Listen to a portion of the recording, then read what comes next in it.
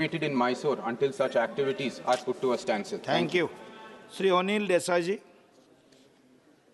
Good Deputy Speaker ji, I'm raising this issue regarding long pending wages. I would say it's a charter of demand which is pending since more than 5 years regarding general insurance employees. General insurance companies like GIC and New India and Oriental, United India, National, these are the public companies, public sector companies, and they have been performing extremely well. Usually banks, public sector banks charter takes place first. After that, insurance industry is addressed. LIC is done. This time around, more than 5 years have gone, that LIC was paid, they were given their dues. But general insurance company employees, unions, they demonstrated in different ways. They had talks with the management. They represented through their memorandums. I represented through memorandums there. I represented to the Finance Ministry, DFS, but nothing has been done.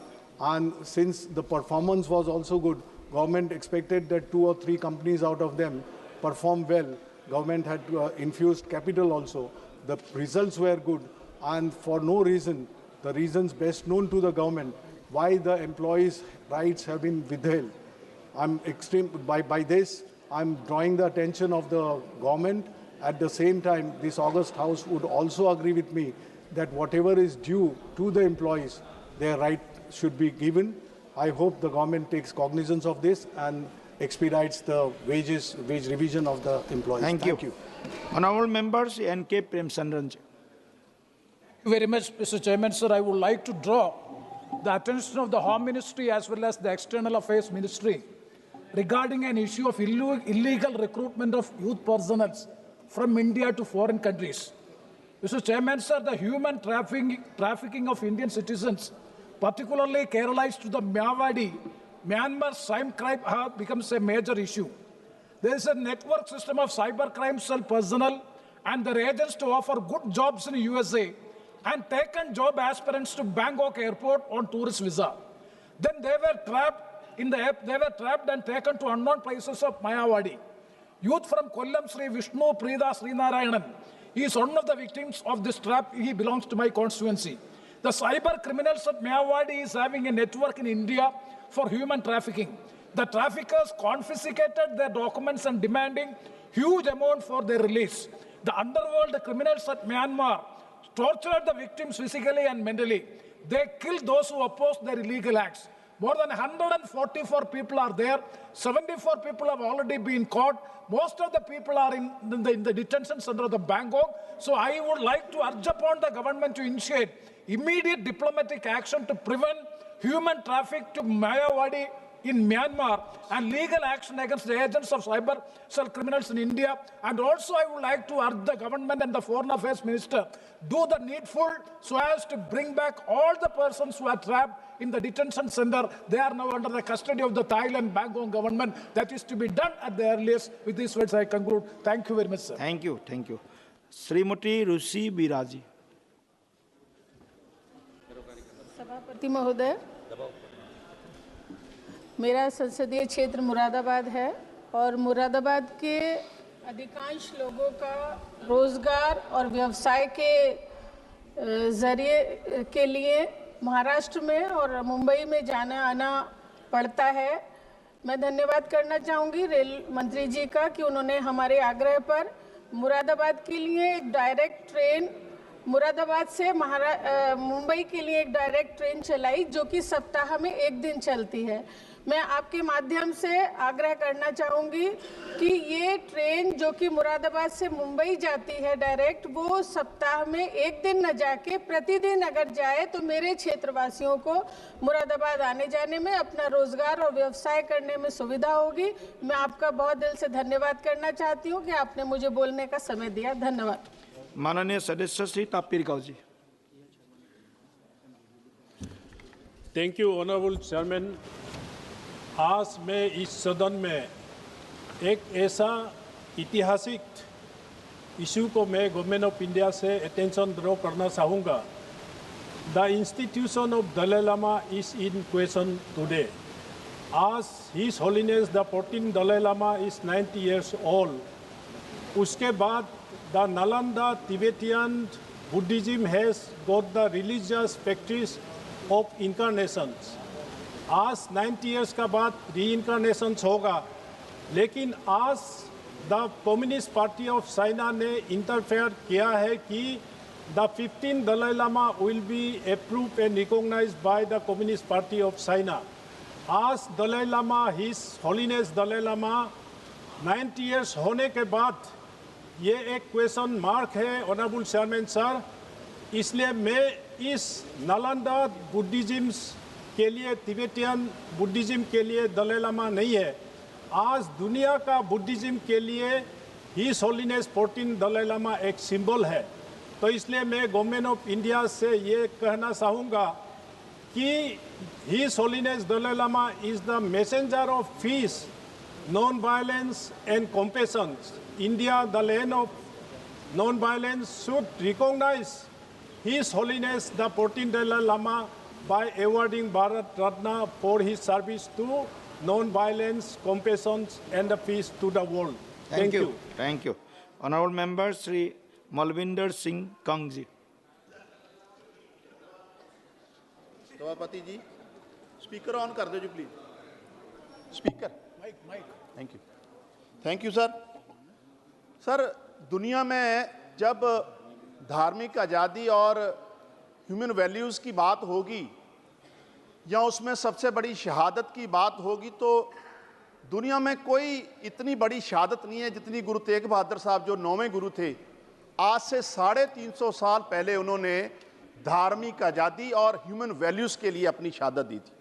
मैं sir जिस लोकसभा को represent करता हूँ, श्री अनंतपुर साहिब, उन गुरु साहब का जो शहादत का सफ़र था सर, आज से 350 साल पहले श्री अनंतपुर साहब से शुरू हुआ था, जहां कश्मीर के लोगों ने उनसे आकर आग्रह किया था कि हमारे धर्म पे बहुत बड़ा संकट है, ह्यूमन वैल्यूज़ पे बड़ा संकट है. तो गुरु साहब ने वो सफ़र श्री अनंतपुर साहब से शुरू किया और आज जहां हम लोग खड़े हैं सर, दिल्ली के चांदनी चौक पर उनकी शहादत हुई थी. सर, मैं भारत सरकार से आग्रह करता हूं, हालांकि 350 साल की जो शहादत के समागम है उसको लेकर पंजाब सरकार, हमारे मुख्यमंत्री भगवंत मान जी बहुत बड़े समागम की तैयारियां सरकार कर रही है और मुझे पूरी उम्मीद है कि भारत सरकार भी उनकी शहादत को समर्पित बहुत बड़े कार्यक्रम करेगी. लेकिन मेरा आग्रह, एक छोटा सा आग्रह है भारत सरकार से कि जो न्यू दिल्ली रेलवे स्टेशन है, जो चांदनी चौक से बिल्कुल लगा हुआ है, उस न्यू दिल्ली रेलवे स्टेशन का नाम 350 साल गुरु तेग बहादुर की शहादत के अवसर पर उनके नामकरण किया जाना चाहिए, कि सारे देश में जो लोग सफर करते हैं गुरु साहब की शहादत के इतिहास को वो जाने और उनसे प्रेरणा लें. बहुत बहुत धन्यवाद. माननीय सदस्य श्री संतोष पांडे जी. सभापति महोदय, बहुत मैं आपका आभारी हूँ. मेरे संसदीय क्षेत्र राजनांदगांव अंतर्गत खेलो इंडिया के अंतर्गत पूर्व में हॉकी की एकेडमी, बास्केटबॉल एकेडमी, कबड्डी, ये सब प्राप्त हुआ है. हाल ही में राजनांदगांव जिले में एथलेटिक्स की तैयारी हेतु सिंथेटिक एथलेटिक्स ट्रैक की स्वीकृति प्राप्त हो चुकी है. मैं आपको धन्यवाद देता हूं, आपके माध्यम से माननीय खेल मंत्री जी को. महोदय, मेरे संसदीय क्षेत्र में कवर्धा जिला है, कबीरधाम. कवर्धा में विकास की अपार संभावनाएं हैं. खेल के लिए जहां एक बहुउद्देशीय भवन के माध्यम से एक ही स्थान पर बैडमिंटन, बास्केटबॉल, जूडो, हैंडबॉल, तीरंदाजी, अन्य खेलों की सुविधा प्राप्त हो सके. महोदय, कबीरधाम जिले में विशेष रूप से पिछड़ी जनजाति बैगा बस्तियों की भी बसाहट है. महोदय, रुचि के अनुसार तीरंदाजी खेल में उनकी अधिक है. क्षेत्र के युवाओं की एथलेटिक्स खेल के प्रति रुचि है. एथलेटिक ट्रैक की स्थापना किया जाना भी बहुत आवश्यक है. महोदय, बहुउद्देशीय भवन हेतु लगभग मैंने 20 करोड़ का प्रस्ताव, एथलेटिक ट्रैक हेतु 7 करोड़ का प्रस्ताव एस्टीमेट मैंने पहले ही मई में दे चुका हूं. मेरा आग्रह है कि खेल के विकास हेतु खेलों की अधोसंरचना की व्यवस्था के आधार पर ही ये सब संभव है. कवर्धा में खेल के विकास हेतु बहुउद्देशीय भवन और स्वीकृति प्रदान कर राशि आवंटित करने की कृपा करें, जिससे खेल में कवर्धा हमारा आगे बढ़ सके. बहुत धन्यवाद. माननीय सदस्य श्री हमीदुल्लाह सईद जी। हमीदुल्लाह सईद जी। Thank you, Chairman sir, for giving me an opportunity. I take this opportunity to inform this August House, through you, sir, that I represent Lakshadweep constituency, which is a scheduled tribe area. It's socially and economically backward, and now there is a notification which has been issued by the Revenue Department of Lakshadweep, which talks about acquiring Bitra Island, which is the smallest island in Lakshadweep, which is not more than a kilometer and not having more than 500 people living there. But it is having the largest economic zone because the lagoon of Bitra Island is the largest in terms of area. It's bigger than any island in Lakshadweep. Fishermen from all the islands, they go, camp there, fish, and it's a big economic opportunity for them.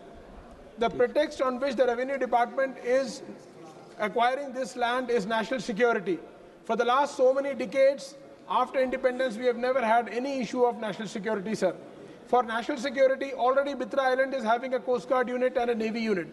My humble suggestion, through you, sir, to the government is that immediately this notification should be withdrawn, which is an ill-conceived plan, which does not have any compensation, rehabilitation for those who are already existing माननीय there. सदस्य Shri Ramashankar Rajbhar ji. Ramashankar Rajbhar ji.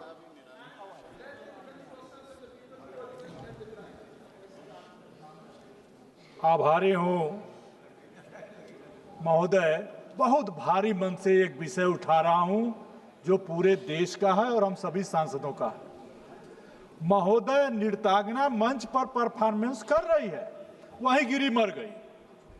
Cricketer एक छक्का मारा, वहीं गिरा मर गया। मामा भांजे की शादी में नाच रहा है, गिरा मर गया। बच्ची स्कूल में पढ़ रही है, गिरी मर गई। ड्राइवर गाड़ी चला रहा है, हार्ट अटैक हुआ, ब्रेन हेमरेज हुआ, मर गया। इसमें किसी भी आयु वर्ग के लोग हैं, बच्चे भी हैं, बूढ़े भी हैं, महिलाएं भी हैं, नौजवान भी हैं। हमारे संसदीय क्षेत्र के 5 विधानसभाओं में कम से कम दर्जनों ऐसे लोग अचानक मरे। मैं सरकार से मांग करता हूं, क्योंकि ये अचानक घटनाएं हैं, न ये हॉस्पिटल में होती, न उनका पीएम होता, न कोई सर्वे होता। उनके पालियों को हम भाग भरोसे छोड़ देंगे। इसलिए मैं सरकार से मांग करता हूं कि सरकार कोई ऐसा विकल्प तराजे, ऐसा कोई रास्ता निकाले कि अचानक किसी भी आयु वर्ग में हो रही इन मौतों का कोई उपाय निकाले। जो मर गए हैं उनका रिकॉर्ड रखे भारत सरकार, और जो मर गए हैं उनको उनके पालियों को बचाने के लिए, उनके परिवारों को आगे बढ़ाने के लिए कम से कम 10-10 लाख मुआवजा भारत सरकार उनको देने का काम करे। श्रीमती शोभा बचाव जी।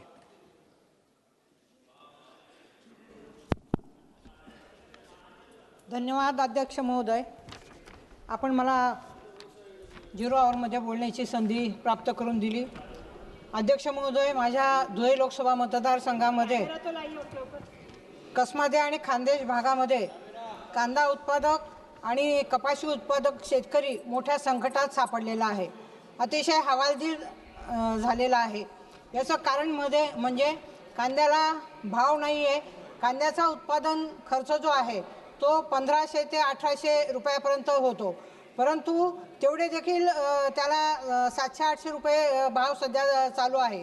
माझी आपल्याला या ठिकाणी विनंती आहे की स्वामीनाथन समितीच्या शिफारशीनुसार MSP प्रमाणे कांद्याला कमीत कमी 3000 रुपये हमी भाव हा उपलब्ध करून द्यावा।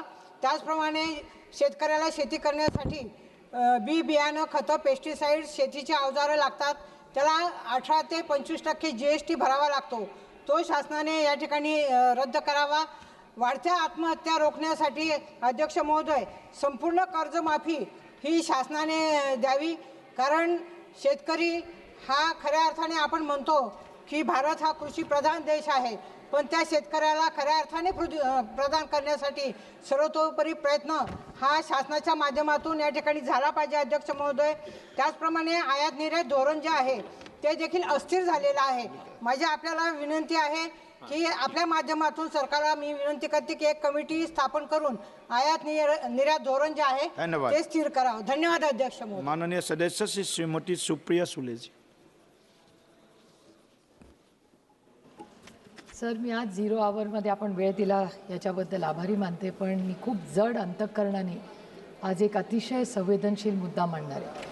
महाराष्ट्रामध्ये एक अतिशय महत्त्वाचा जिल्हा आहे बीड जिल्हा, अतिशय सुसंस्कृत जिल्हा, आणि महाराष्ट्राच्या जडणघडणीत फार मोठं योगदान बीड जिल्ह्याचं राहिलेलं आहे. माननीय भारतीय जनता पक्षाचे महत्त्वाचे नेते राहिलेले गोपीनाथ मुंडे साहेब पण बीड जिल्ह्यातूनच येतात. पण दुर्दैवाने गेल्या 1-2 वर्षामध्ये अनेक अशा घटना बीड जिल्ह्यात झाल्या आहेत ज्या महाराष्ट्राला नाही माणुसकीला न शोभणार आहेत. आणि संतोष देशमुख आणि महादेव मुंडे यांच्या अतिशय क्रूर पद्धतीने हत्या झाल्या. सगळ्याच पक्षाच्या लोकांनी त्याची निंदा केली आणि ही अयोग्य घटना झाली आहे मान्य करतात. पण दुर्दैवाने महाराष्ट्राचं गृह मंत्रालय अजून त्याच्यावर काही ॲक्शन घेत नाही. माझी विनम्र विनंती आहे देशाच्या गृहमंत्र्याला की संतोष देशमुख आणि महादेव मुंडे या दोघांची आणि अनेक अशा केसेस आहेत त्या संपूर्ण भागामध्ये ज्या क्रूर हत्या झालेल्या आहेत पण त्या कुटुंबांना न्याय मिळत नाही आहे. आज संतोष भाऊंची आमच्या वहिनी भगिनी असतील, त्यांच्या कुटुंबातले लोक असतील किंवा महादेव मुंडेंच्या कुटुंबातले लोक असतील, हे सगळी लोक न्याय मागण्यासाठी सगळीकडे फिरत आहेत, आमदार खासदारांना भेटत आहेत. मीही त्यांची भेट दोन्ही कुटुंबाची घेतलेली आहे आणि ताकदीने माणुसकीच्या नात्याने आम्ही सगळे त्यांच्याबरोबर उभे आहोत.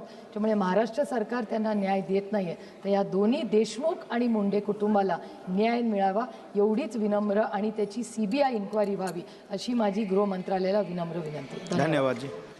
Shri SS Jabir ji. Thank you, sir.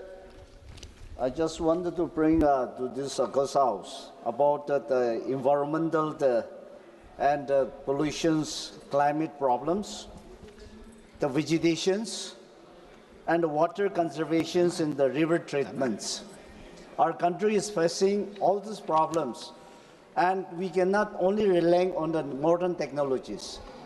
Why not? I wanted to know whether we have the policy to preserve the Himalayan mountain range, along with the Himachal, Uttar Pradesh, Jammu and Kashmir, Uttarakhand, and all the northeast states, to preserve the mountain and have a proper treatment, so that if we can bring a policy to have a policy or create a cell or a department, it will save our environments. And to have that, to develop, and the 15th Finance Commission, we always goes as per the populations. As per the populations, we used to give the development. But in the hilly areas, the populations are always less. So if in the 16th Finance Commission, if it can be considered, and more development can be bring in the mountain range. Thank you. Thank you. माननीय सदस्य Shri doctor Sambit पत्र जी.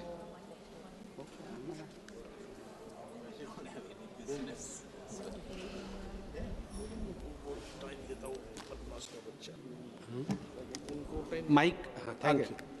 धन्यवाद सभापति महोदय. आपण मते आज 0 our रे कहिबा पे आमंत्रित करिसंती, मौका देइसंती. मुख्यतः एवं मुझे शुणुली किसी समय पूर्व माननीय सांसद कांग्रेस पार्टी श्री सप्तगिरी उलाका ओडिशा को लेकिन किसी टिप्पणी करिसंती, आ विशेषकर ओडिशार बालेश्वर FM कॉलेज जो बड़ी गोटे जघन्य घटना होता आम समस्ते दुखित तापाई चिंतित मध्य आउ से आमर भौणीर जार निधन घटी तार आत्मा पे प्रार्थना मध्य करुचु. किंतु एटा संवेदनशील विषय जहाँ भ्रामक आंकड़ा एवं से प्रस्तुत कले से संपूर्ण रूप से भ्रामक. मु संपूर्ण रूप से कहीदेवाई चाहे कि ओडिशा सरकार एक संवेदनशील सरकार. आमर मुख्यमंत्री होचंती लोकंक मुख्यमंत्री. आ मुख्यमंत्री बालेश्वर केस से निजे मॉनिटर करुथिले. आ मॉनिटर करिकी दृढ़ कार्यानुष्ठान नियाहेची जहाँ को गिरफ करने कथा तांको गिरफ कराहेची. मोर केवल आज सरकार ठू निवेदन कि अन्य सरकारी लोक माने अन्य दलर कांग्रेस NSUI जो सरकारी दलर पिलामाने इन्स्टिगेट करिसंती सोशल मीडिया माध्यम रे आमर भौणी को ए पदक्षेप नवा पई तांको विरुद्ध रे मध्य दृढ़ कार्यानुष्ठान निया जाऊ। संसार देखुची सबू डॉक्यूमेंट उपस्थित अछि ए डॉक्यूमेंट को भी देखिकी तांको विरुद्ध रे कार्यवाही हो। धन्यवाद धन्यवाद धन्यवाद। माननीय सदस्य श्री रवि किसान जी। रवि किसान जी।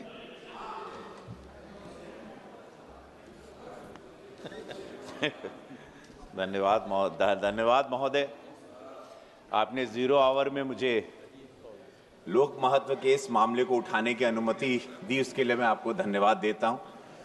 हमारा भारत वर्ष दुनिया का सबसे बड़ा आबादी वाला देश है महोदय। यहाँ पर छोटे छोटे कस्बों से लेके बड़े बड़े महानगरों में लाखों ढाबे और होटल, जिसमें प्रतिदिन करोड़ों लोग भोजन करते हैं। इन ढाबों और होटल के स्थान और स्तर के अनुसार खाद्य पदार्थों की मूल्य ग्राहकों से लिए जाता है। कहीं 5 स्टार में बड़ा पाव खाएंगे, अब मुंबई में अलग है, 5 स्टार में जाओ उसका अलग है। कहीं समोसा यहाँ चांदनी चौक पे सस्ता मिलता है और कहीं गोरखपुर में मिलता है, तो गोल बाजार में अलग। हर जगह पे 5 स्टार होटल में उसका रेट ज्यादा हो जाता है।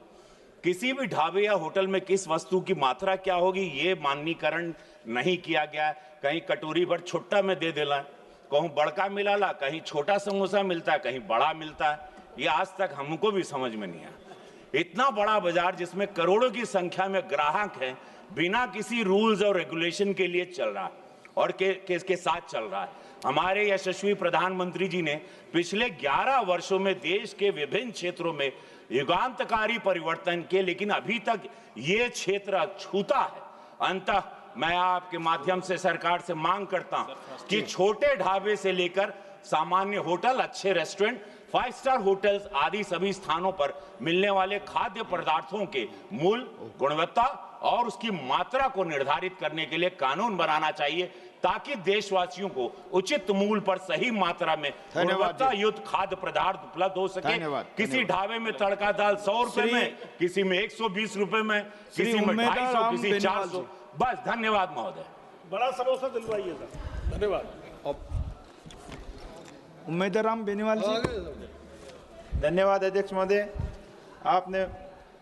आपका ध्यान जोधपुर, पाली, बालोतरा जिले में संचालित हो रही अवैध और नियमों के विरुद्ध उल्लंघन कर रही फैक्ट्रियों की ओर दिलाना चाहता हूं, जो प्रदूषण युक्त पानी बिना ट्रीटमेंट किए जोजरी नदी के अंदर, लूणी नदी के अंदर डाल देते हैं और वहाँ लगे हुए ट्रीटमेंट प्लांट वो उसको उपयोग में नहीं ले रहे हैं, खंडर हो चुके हैं, जर्जर हो चुके हैं और उसकी वजह से आसपास के क्षेत्रों के अंदर गंदा पॉल्यूशन युक्त, रासायनिक युक्त पानी भर गया है और कल्याणपुर के आसपास के गांव, डोली, अराबा के गांव, उसमें पॉल्यूशन युक्त पानी गांवों के अंदर, तालाबों के अंदर, शमशान घाट के अंदर, स्कूलों के अंदर भर जाने की वजह से जनजीवन अस्त व्यस्त हो चुका है और उसके समाधान के लिए कोई उपयुक्त कार्रवाई नहीं हो रही है।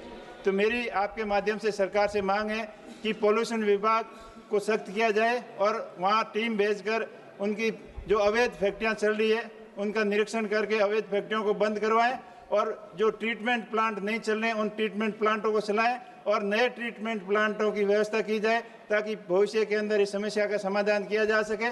पिछले मानसून सत्र में भी मैंने माननीय सदस्य श्री शंकर लालवानी की पॉल्यूशन टीम वहाँ आई और खाना पूर्ति करके चली गई और कोई सख्त कार्रवाई नहीं की। ये समस्या साल दर साल चली आ रही है, इसके समाधान निकालने के लिए कोई नीति। धन्यवाद सभापति जी।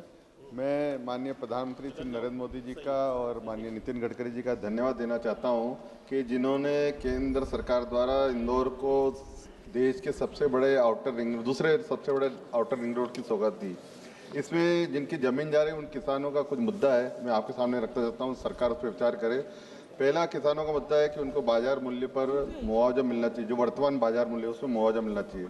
और दूसरा, जहाँ सरकारी जमीन है, जो काकड़ है, उस पर अलाइनमेंट इस प्रकार का होना चाहिए कि सरकारी जमीन ज़्यादा जाए, किसानों की जमीन कम जाए, ताकि उपजाऊ किसान खेती कर सकें। और तीसरा है, आउटर रिंग रोड इस प्रकार से बनाया जाए कि 25-30 साल को ध्यान में रखकर बाईपास से इतना दूर बनाया जाए ताकि आने वाले 25-30 साल को ध्यान में रखकर वो बनाया जाए, ताकि ये सुविधा भी रहेगी। मैं सरकार से चाहता हूँ इस पर गौर विचार करें। धन्यवाद जी। श्री नारायण दास अहिरवार जी। नारायण दास अहिरवार जी। धन्यवाद अध्यक्ष जी। मेरा लोकसभा क्षेत्र जालौन गरोठा भोगनीपुर है, जो बहुत पिछड़ा क्षेत्र है। आज़ादी के 75 साल बाद भी आज तक कोई हमारा जनपद जो मुख्यालय उरई है उससे दिल्ली के लिए कोई रेलवे सेवा नहीं है। और ये जो श्रम शक्ति है जो दिल्ली से चल कर के कानपुर में खड़ी हो लगभग 18 घंटे खड़ी रहती है, और ग्वालियर बरौनी जो लगभग ग्वालियर बरौनी से चलकर ग्वालियर में लगभग 12 घंटे खड़ी रहती। गतिमान जो दिल्ली से चलकर झांसी में लगभग 2.5 घंटा से ज़्यादा समय खड़ी रहती है। अगर इन ट्रेनों में किसी भी ट्रेन को अगर उरई तक चला दिया जाए तो उरई जो हमारा मुख्यालय है जालौन का, तो हमीरपुर, कानपुर देहात और जालौन के जो यात्री हैं परेशान होते हैं वो दिल्ली से जुड़ जाएंगे। दूसरा, नई दिल्ली रेलवे लाइन का जो कोच से सर्वे हो गया है माननीय अध्यक्ष जी, और ये जो कोच से जालौन भिंड इटावा होते हुए ग्वालियर से अगर इसको जोड़ दिया जाए तो भी जो पिछड़ा क्षेत्र है तो ये पिछड़े क्षेत्र के लोग सीधे ग्वालियर होते हुए दिल्ली से जुड़ जाएंगे। बहुत बहुत धन्यवाद। माननीय श्रीमती मालविका देव जी। हमने Malvika Thank you, Chairman Sir, for giving me an opportunity to speak today in the Zero Hour. Through you, sir, I would like to request the Honourable Minister of Health and Family Welfare to please grant us a medical college for Nuapara district in my Kalahandi constituency. It is firstly an aspirational district and does not have any higher education college.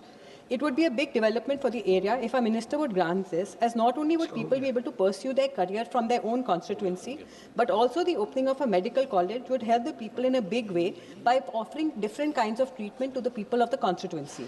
Also, students from different areas would come to Nuapara for higher education, which would in every way benefit Nuapara.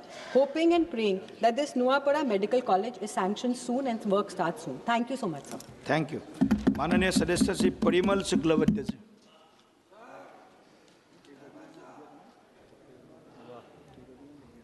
धन्यवाद अध्यक्ष महोदय।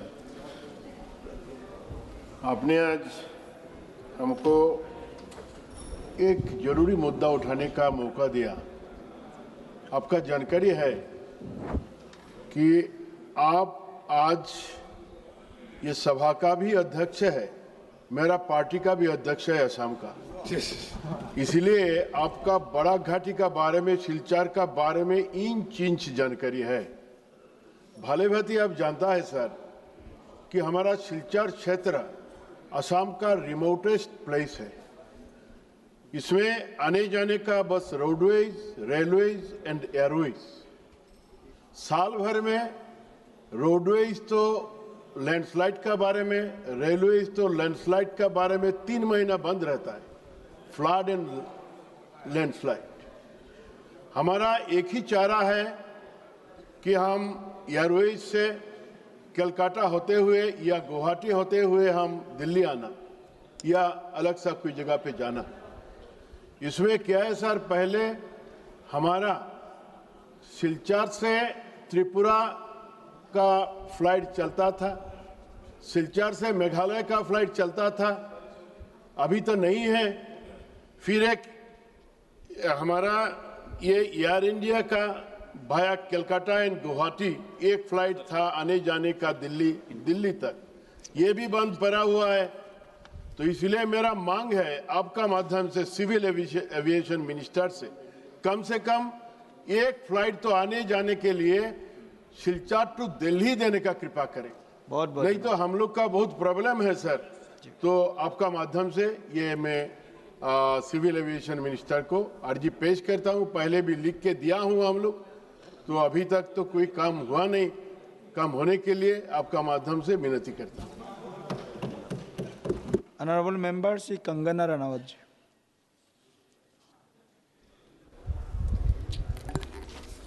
अध्यक्ष महोदय, आपका बहुत धन्यवाद। आपने मुझे एक बहुत ही गंभीर विषय पर आज अपनी बात रखने का मौका दिया है।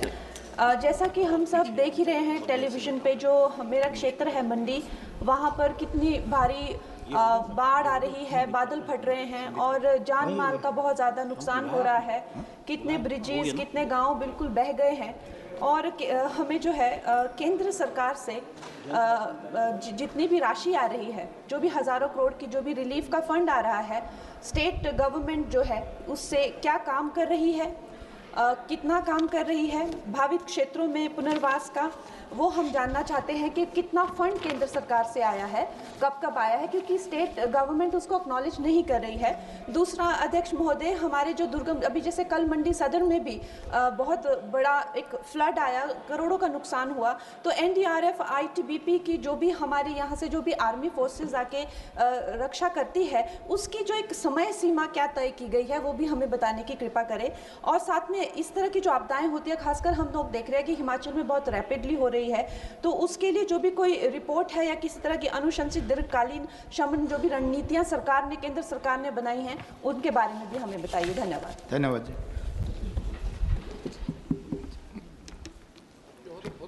माननीय श्री उमेश पटेल जी।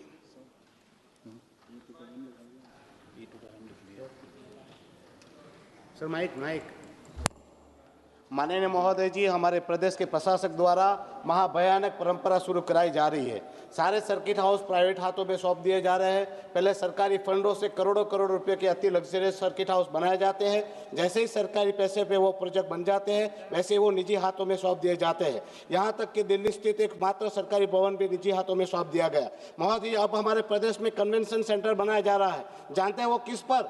हिंदू शमशान भूमि और कब्रिस्तान पर। हमारे प्रदेश के लोगों को इस प्रशासक ने पूरी तरह से बर्बाद कर दिया है। जिंदा लोगों का तो सुख चैन छीन ही लिया था, अब मरे हुए लोगों का भी चैन से कब्र में और शमशान में भी चैन से रहने नहीं दिया जा रहा है। ये क्या हो रहा है? सरकार ने क्यों हमारे प्रशासक को इतनी खुली छूट दे रखी है कि वो कुछ भी करे? कम से कम शमशान और कब्रिस्तान को तो छोड़ दिया जाए।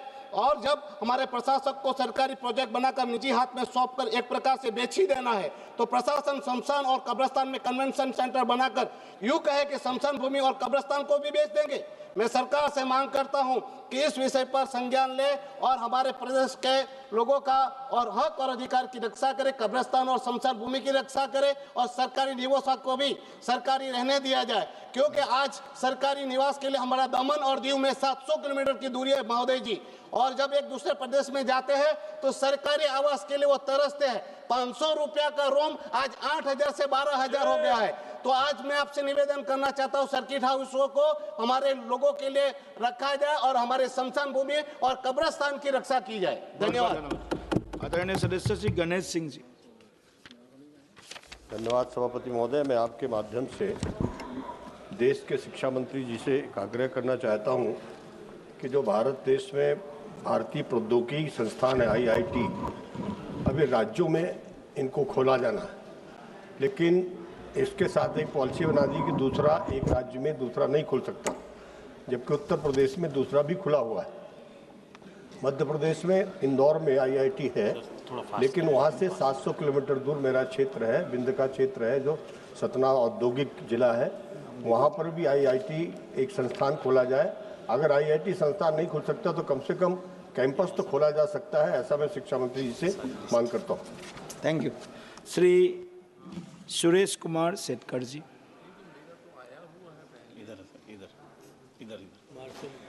सुरेश कुमार नहीं, आप सुरेश कुमार जी सेठकर। अच्छा, उधर।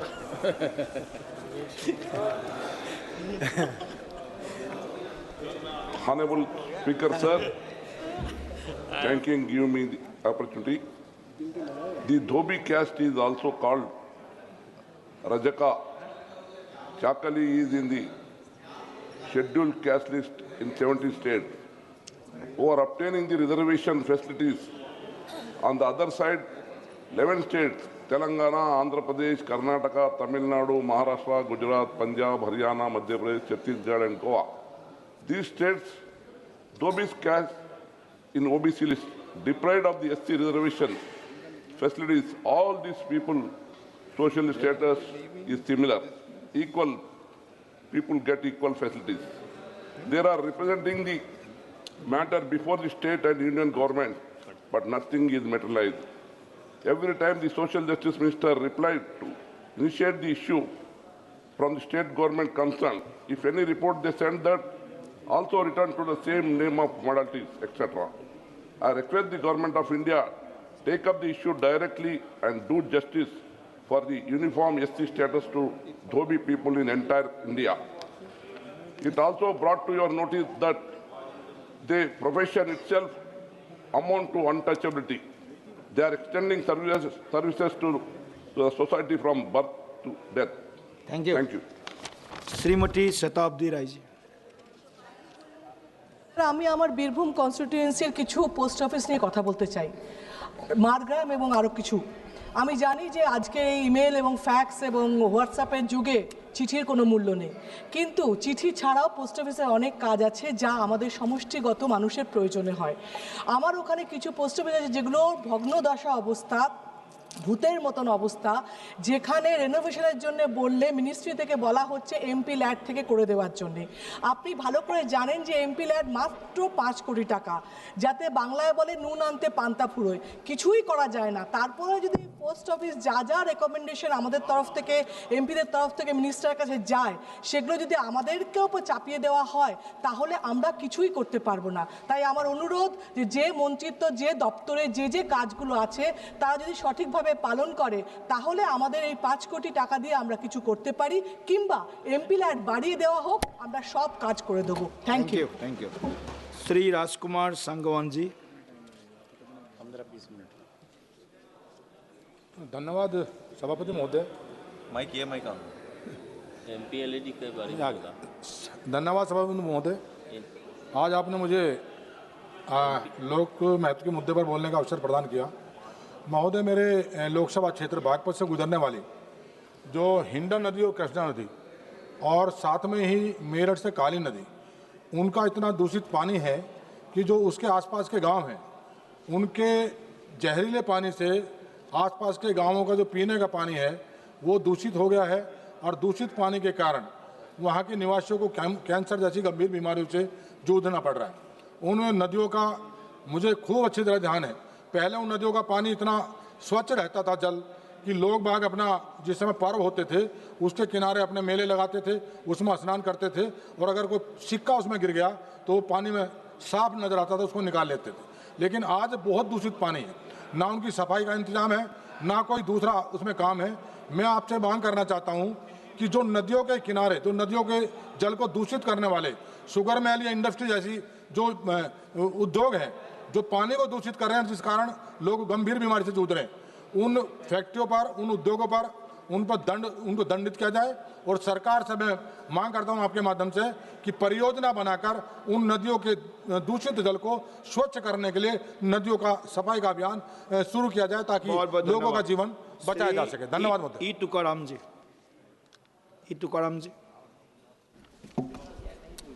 Thank you for giving me the opportunity to raise the important matter during 0 hours. Subject regarding due to the state under Manarega scheme. I wish to draw the attention of the House to the total outstanding of due owned by the central government to various states under the Mahatma Narendra scheme. As per the response of the provided by the Ministry of Rural Development in the Lok Sabha, Adhyakshiji, total 14,603.94 crores is remain pending dues as on 22nd July 2025 under the both wage and material components. Karnataka state alone has outstanding amount of 374.80 crores. Manarega is a flagship welfare scheme of the Government of India aimed at ensuring employment and livelihood of security to the rural village people. The delay of dispense of these funds severely hamper of effective implementation of the schemes and asset increase the development of works. I am requesting the ministry to clarify and when the spending is due to be released to the states. I request you to immediately step taken into the clear the all the disbursement of Narega scheme program dues. Thank you very much. Shrimati Lata वांगखड़े जी।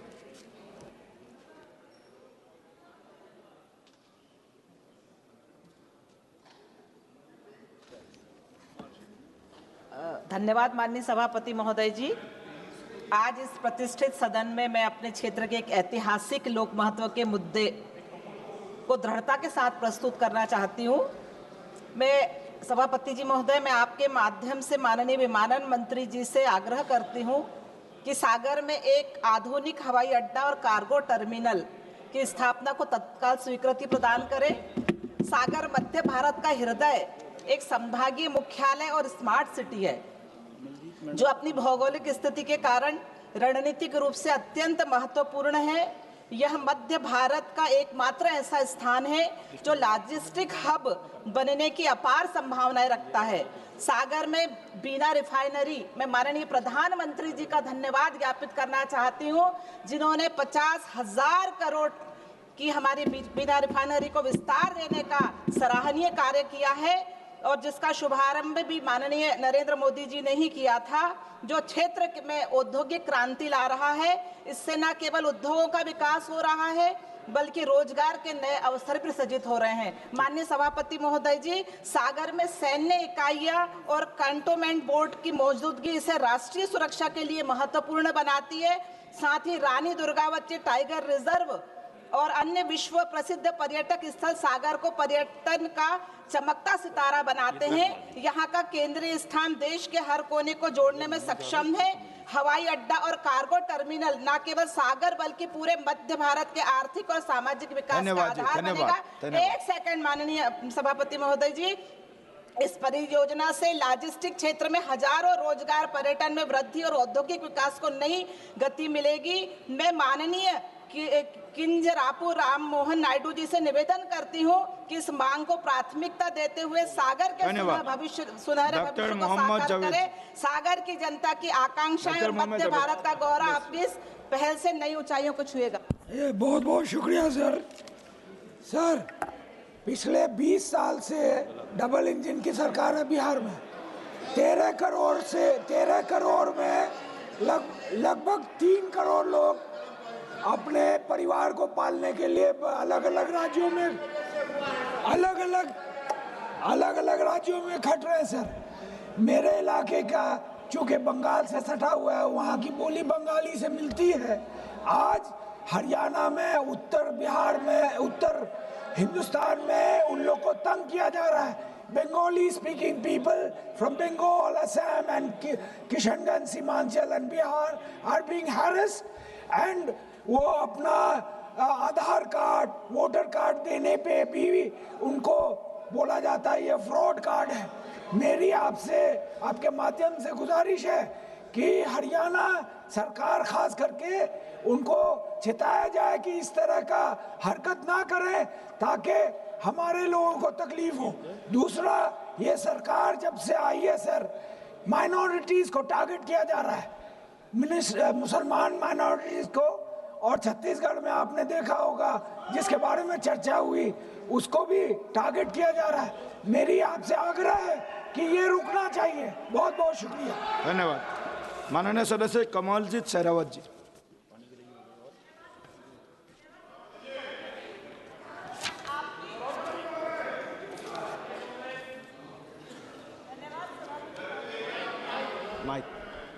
धन्यवाद सभापति महोदय जी। मैं आपके माध्यम से सरकार का ध्यान लोकपथ के महत्वपूर्ण एवं गंभीर मुद्दे पर दिलाना चाहती हूं। दिल्ली के रोज के अखबारों में एक खबर बहुत महत्वपूर्ण है। 6 साल की बच्ची को कुत्ते ने काट लिया, उसकी मृत्यु हो गई। डीडीए के पार्क में कुत्ते ने काट लिया, बुजुर्ग की मृत्यु हो गई। अगर मैं सिर्फ सफदरजंग हॉस्पिटल के कुत्ते के काटने के केसेस का जिक्र करूं तो 2021 में 63,600 केस थे पूरे एक साल में, लेकिन 2025 में 1 जनवरी से अभी जुलाई तक यानी 7 महीने में 90,000 से अधिक केस हो चुके हैं। मैं आपके माध्यम से केंद्र सरकार से निवेदन करना चाहती हूं कि पूरे भारत के जो हमारी स्टेट गवर्नमेंट है और निगम है, उनके लिए पॉलिसी बनाई जाए कि कुत्तों के लिए आश्रय घर बनाए जाए, और इसकी डेडलाइन भी केंद्र सरकार की तरफ से तय की जाए। ये बुजुर्गों और बच्चों के लिए बहुत गंभीर विषय है। आपका समय देने के लिए मैं बहुत धन्यवाद करती हूँ। नमस्कार। श्री देवेश सक्या जी। देवेश जी। बहुत बहुत धन्यवाद मानवर। यह मुद्दा मजदूरों और छोटे व्यापारियों से जुड़ा हुआ है। मेरी लोकसभा एटा कासगंज के जनपद एटा में जवाहर तापी परियोजना की स्वीकृति 2016 में माननीय अखिलेश यादव जी द्वारा की गई थी, जिसकी लागत 10,566 करोड़ थी, जिसको अप्रैल 2021 तक पूर्ण होना था, परंतु इसका समय बढ़ते बढ़ते 23/6/25 तक हो गया, जिसके चलते इसकी लागत 4,000 करोड़ रुपया बढ़कर 14,628 करोड़ हो गई। जनता की गाड़ी कमाई का पैसा मैसर्स दुसान कंपनी, जिसके पास इस प्लांट को बनाने का टेंडर हुआ था, इस कंपनी पर कार्य में देरी के लिए क्या अर्थदंड दिया गया? मेरे पूछे जाने पर कंपनी का भुगतान रोके जाने का आग्रह इस आशय के साथ किया गया कि कार्य पूर्ण होने के समय पूर्ण हो गया है और अभी दुसान कंपनी पर 100 करोड़ लगभग का रुपया लोकल के मजदूरों और छोटे ठेकेदारों का बकाया है। कहीं ऐसा ना हो कि कानपुर में मेट्रो बनाने वाली कंपनी जो कि टर्की की थी, जो 80 करोड़ रुपए मजदूरों और गरीबों का पैसा मारकर भाग गई है, ऐसी पुनरावृत्ति ना हो, इसलिए मेरा आपसे अनुरोध है कि जवाहर तापी परियोजना बनाने वाली कंपनी मैसर्स दुसान का भुगतान तब तक पूर्ण न किया जाए जब तक वह सारी आर्थिक अहर्ताएं पूर्ण न कर दे। श्री रविंद्र समय वृद्धि का सर प्लीज सर कंक्लूड आने दिए। रविंद्र समय वृद्धि का 5% आर्थिक दंड दिया जाए। इस परियोजना के प्रबंधक अजय कुमार को मुझे सही और संतोषजनक उत्तर न देने के लिए उचित कार्रवाई की जाए। धन्यवाद अध्यक्ष महोदय। मी आज अत्यंत महत्त्वाचा माझ्या नांदेड जिल्ह्यातला प्रश्न या ठिकाणी मांडत आहे। माहे 2024चा जो पीक विमा आहे तो अद्याप बऱ्याच शेतकऱ्यांना नांदेड जिल्ह्यामध्ये उपलब्ध झालेला नाहीये। सरकारकडे मी मागणी करतो की तो पीक विमा त्वरित शेतकऱ्यांच्या खात्यामध्ये जमा करावा।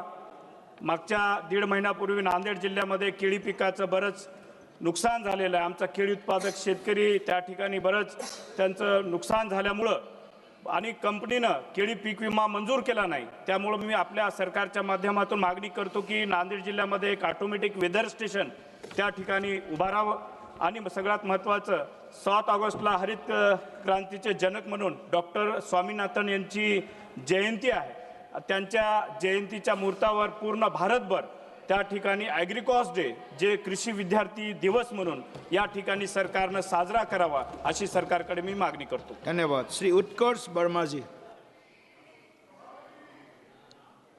उत्कर्ष वर्मा जी। आदरणीय सभासद महोदय, मैं आपका ध्यान खीरी लोकसभा क्षेत्र के विकासखंड पलिया, निघासन, बिजुआ, रमियाबेड़, फूलबेड़ और नकहा में आ रही भयंकर बाढ़ की समस्या पर आकृष्ट कराना चाहता हूं कि हर वर्ष की भांति इस वर्ष भी बाढ़ का भयंकर खतरा मंडरा रहा है। लगातार कई गांव जैसे करसौर, करंड नंबर 12 आदि गांवों में कटान जारी है और लोगों के मकान और खेती कट रही है। सरकार डूब क्षेत्र के नाम पर बाढ़ से बचाने के लिए कोई कार्य नहीं कर रही और लगभग 1 लाख की आबादी पर बाढ़ का खतरा मंडरा रहा है। अतः मेरी मांग है डूब क्षेत्र की बंदिश को हटाया जाए और सैकड़ों गांवों को नदी कटान से बचाया जाए, नदी को चैनलाइज किया जाए का कार्य किया जाए और बाढ़ प्रभावित किसानों को मुआवजा दिया जाए। धन्यवाद। Thank you. श्री बलभद्र माझी जी। निकल गए? नहीं है बलभद्र माझी जी। श्री कुलदीप इंदुरा जी। कुलदीप इधर माइक सर। आदरणीय सभापति महोदय, आपका धन्यवाद।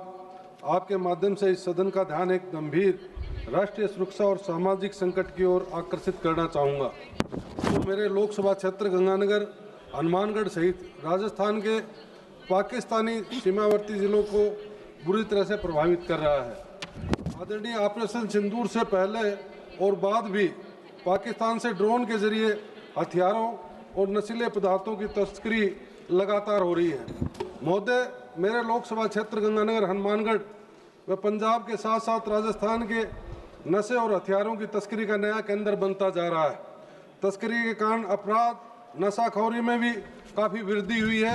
इससे निपटने के लिए सरकार से मांग करता हूं कि सीमा पर अत्याधुनिक ड्रोन रोधी तकनीकी, स्मार्ट फेंसिंग, थर्मल कैमरों की तैनाती की जाए। बीएसएफ और नारकोटिक्स कंट्रोल ब्यूरो और राज्य पुलिस के बीच कोऑर्डिनेशन बिठाकर इसमें पहल की जाए। सीमावर्ती गांवों में पुनर्वास केंद्र स्थापित किए जाएं और युवाओं को नशे से बचाने के लिए जागरूकता और उपचार योजनाएं लागू की जाए। धन्यवाद। बीएसएफ और संबंधित विभाग के अधिकारी को तकनीकी प्रशिक्षण दिया जाए ताकि हमारे क्षेत्र में अपराध और नशा जो बढ़ता जा रहा है उस पर रोक लग सके। आदरणीय सभापति जी, मेरे लोकसभा क्षेत्र धौरारा के जनपद लखीमपुर सीतापुर के विधानसभा क्षेत्र महोली, हरगांव, मोहम्मदी, मितौली सहित तमाम जगह खाद की भारी किल्लत है। लंबी लंबी लाइनें समितियों पर लगी हैं। किसानों को खाद नहीं दी जा रही सभापति महोदय, महिलाओं को, किसानों को पुलिस की लाठियां मिल रही हैं। इसी सदन में माननीय उर्वरक मंत्री जी ने सदन को पिछले सत्र में आश्वस्त किया था कि उत्तर प्रदेश में खाद की कोई किल्लत नहीं होने दी जाएगी, लेकिन सभापति जी इस लोकतंत्र के मंदिर में कही हुई बात भी असत्य साबित हो रही है। नेपाल पड़ोसी देश है, उत्तर प्रदेश से सीमाएं लगी हुई हैं। बड़े पैमाने पर दलाल कालाबाजारी करके यूरिया और डीएपी को नेपाल देश भेजने का काम कर रहे हैं। हमारी आपसे मांग है सभापति महोदय कि केंद्र की सरकार, उर्वरक मंत्री जी उत्तर प्रदेश की सरकार को निर्देश दें कि तत्काल खाद का संकट समाप्त किया जाए। आपने समय दिया, बहुत बहुत धन्यवाद। श्री आलोक शर्मा जी। आलोक शर्मा जी, शुरू कीजिए। माननीय सभापति महोदय, आपको सबसे पहले तो मैं धन्यवाद देता हूं कि आपने मुझे बोलने का अवसर दिया। माननीय सभापति महोदय, मध्य प्रदेश की राजधानी भोपाल में लगभग 1000 वर्ष पूर्व राजा भोज ने कोलांस नदी सहित 365 जल स्रोतों को मिलाकर भोपाल का बड़ा तालाब बनाया था। माननीय सभापति महोदय, भोपाल में ये बड़ा तालाब 3869 हेक्टेयर में फैला हुआ है, जिसका फुल टैंक लेवल 86.176 किलोमीटर है। 361 वर्ग किलोमीटर में इसका विशाल कैचमेंट एरिया है। बड़े तालाब के चारों तरफ 223 किस्म के जली आयुर्वेदिक पौधे लगे हुए हैं, जिनमें से 103 पौधे जिन्हें international union for conservation of nature ने दुर्लभ घोषित किया है। माननीय सभापति महोदय, सैकड़ों प्रजाति के, पूरी दुनिया के हमारे यहाँ जली जीव, अनेक प्रजाति के पक्षियों का घर भोपाल का बड़े तालाब का कैचमेंट है। इस कारण बड़े तालाब को रामसर साइट में डाला गया है, उसको दर्जा मिला है। लेकिन वर्तमान स्थिति में भोपाल का जो बड़ा तालाब चारों तरफ से अतिक्रमण और प्रदूषण की चपेट में है। मेरा आपके माध्यम से पर्यावरण, वन, जलवायु परिवर्तन मंत्री जी से आग्रह है, इस विशाल जल धरोहर को अतिक्रमण और प्रदूषण से मुक्त कराएं और इसे संरक्षित और सुरक्षित करने की पर्यावरण जलवायु विभाग द्वारा भविष्य में कोई योजना है, बना रहे हैं तो कृपया उसको अवगत कराने की कृपा करें। सुरेश कश्यप जी। सुरेश कश्यप जी कहाँ गया? धन्यवाद सभापति महोदय, आपने मुझे बोलने का अवसर दिया। मेरे संसदीय क्षेत्र का पट्टा साहिब कालाम एक महत्वपूर्ण औद्योगिक क्षेत्र है। स्वर्गीय प्रधानमंत्री श्री अटल बिहारी वाजपेयी जी ने हिमाचल प्रदेश को 2003 में औद्योगिक पैकेज दिया था और उस समय बहुत सारी औद्योगिक इकाइयाँ इस क्षेत्र में स्थापित हुई। फार्मास्यूटिकल के मामले में ये क्षेत्र आज एशिया में नंबर 1 पर आता है, लेकिन ये एरिया अभी भी रेलवे से कनेक्टेड नहीं है। मैं इस विषय को पहले भी माननीय रेलवे मंत्री जी के ध्यान में लाया हूं और लिखित में भी दिया है। मैं धन्यवाद करता हूं माननीय प्रधानमंत्री जी का, माननीय रेलवे मंत्री जी का। इस रेलवे लाइन का जो प्रारंभिक सर्वे 2022 में पूर्ण कर लिया गया है और उसकी विस्तृत रिपोर्ट रेलवे बोर्ड को सौंप दी गई है। मेरा माननीय रेलवे मंत्री जी से ये निवेदन रहेगा कि इस क्षेत्र को शीघ्र अतिशीघ्र रेलवे लाइन से जोड़ा जाए, ताकि जो औद्योगिक इकाइयां हैं वहाँ कच्चा माल पहुँचाने की बात हो या जो तैयार उत्पाद है उसको मार्केट में पहुँचाने के लिए, ताकि लोगों को इसका लाभ मिल सके। आपने बोलने का अवसर दिया, बहुत बहुत धन्यवाद। श्री विजेंद्र ओला जी।